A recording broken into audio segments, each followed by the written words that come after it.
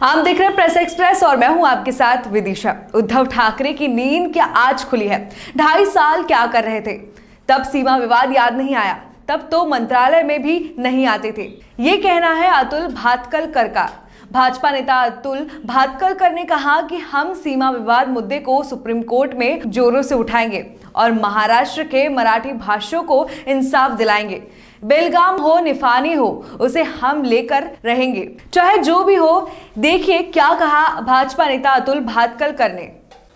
इस समय हमारे साथ में अतुल सर हैं। अतुल जी, ये बताइए, जिस तरीके से सीमा विवाद गरमाया हुआ है, दोनों तरफ मयानों में तलवारें खींची हुई हैं और वहीं जो विरोधी पक्ष है वो सिरे से जो है नकार रहा है सत्ता पक्ष को और कह रहा है कि इनकी ढिलाई के चलते जो है कर्नाटक सरकार जो है अपने रुख पर अड़ी हुई है और महाराष्ट्र की सरकार जो है इन पूरे मामले पर चुप्पी साधे हुए है।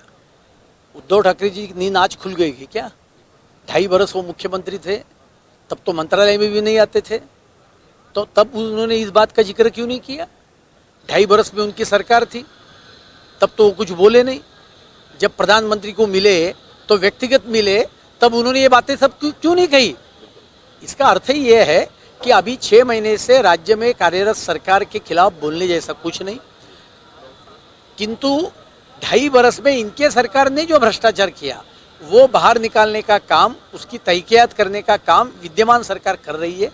इसके कारण, डर के कारण लोगों का ध्यान अन्य मुद्दों पर आकर्षित हो, इसके लिए और निजी मामले के लिए, निजी राजनीति के लिए, पक्षीय राजनीति के लिए वो अभी सीमा प्रश्न का उपयोग करना चाहते हैं।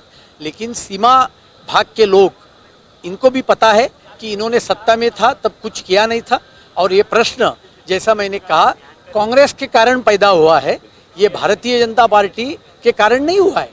और इसके लिए, ये प्रश्न के लिए जिम्मेदार कौन है? तो कांग्रेस है और ये कांग्रेस से सीमा भाग की जनता भी जवाब मांगेगी। और ये विद्यमान सरकार की भूमिका स्पष्ट है, हम 1 इंच भूमि भी किसी को देंगे नहीं, महाराष्ट्र की भूमि रहेगी। बेलगांव निपाली सहित महाराष्ट्र होना चाहिए, यह हमारी मांग है और इसके लिए आज या कल सदन में हम प्रस्ताव दाखिल करेंगे और वो एक मत से महाराष्ट्र की विधानसभा प्रस्ताव पारित करेगी। सर, जिस तरीके से विरोधियों द्वारा आरोप लगाए जा रहे हैं कि वहाँ के मुख्यमंत्री तो अड़े हुए हैं इस मामले को लेके, 1 इंच ज़मीन जो है हम नहीं देंगे महाराष्ट्र को, और वहीं पे कहीं ना कहीं महाराष्ट्र के जो मुख्यमंत्री है एकनाथ शिंदे इस पूरे मामले पर चुप्पी साधे हुए हैं, तो सर इस संदर्भ में क्या राय रखते हैं? एकनाथ शिंदे जी हो या माननीय देवेंद्र फडणवीस जी हो, दोनों ने इस विषय पर अपनी भूमिका बार बार रखी है।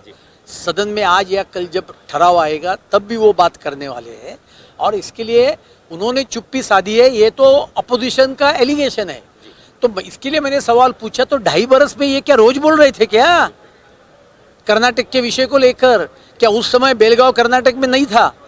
और इसके लिए ये केवल और केवल राजनीति करने का प्रयास विपक्ष के दल कर रहे हैं। लेकिन महाराष्ट्र की और सीमा भाग की जनता इनको पूरी तरह से पहचानती है और इसके लिए उनके राजनीति के बहकाव में ना महाराष्ट्र की जनता आएगी ना सीमा भाग की जनता आएगी। सर, एक आखिरी सवाल, क्या महाराष्ट्र की जनता को, मराठियों को, मराठी भाषियों को इंसाफ मिलेगा इस सारी लड़ाई में? 100% इंसाफ मिलेगा। हम सर्वोच्च न्यायालय में लड़ाई करेंगे, सदन के अंदर भी हमारी भावना बहुत ही तीव्र स्वरूप में व्यक्त करेंगे और मुझे पूरा विश्वास है बेलगांव और निपानी सहित ये सभी एरिया, मराठी भाषियों का एरिया आने वाले दिन में महाराष्ट्र में आएगा। बिल्कुल, आपने सुना, ये थे अतुल भातखलकर जी, जिन्होंने साफ शब्दों में कहा कि ये सत्ता पक्ष के नेता है और साफ शब्दों में कहा कि जिस तरीके से विवाद, सीमा विवाद, जो दोनों गुटों में तलवारें खींची हुई है, एक तरफ वहाँ से बोमई जो है वो संसद में खड़े रहकर कहते हैं उनके विधान भवन के अंदर के 1 इंच ज़मीन जो है महाराष्ट्र को नहीं दी जाएगी, वहीं महाराष्ट्र के सत्ता पक्ष भी कह रहे हैं कि हम भी अपनी तरफ से 1 इंच ज़मीन नहीं छोड़ेंगे और इस पूरे मामले को हम जो है अपने तरीके से जो है सख्ती से निपटेंगे। और मुख्यमंत्री कुछ ही समय बाद मुख्यमंत्री विधान भवन में आने वाले हैं, आने के बाद में इस पूरे मामले की चर्चा होने की संभावना है। कैमरामैन साटविलकर के साथ शहीद शेख की रिपोर्ट, प्रेस एक्सप्रेस, नागपुर।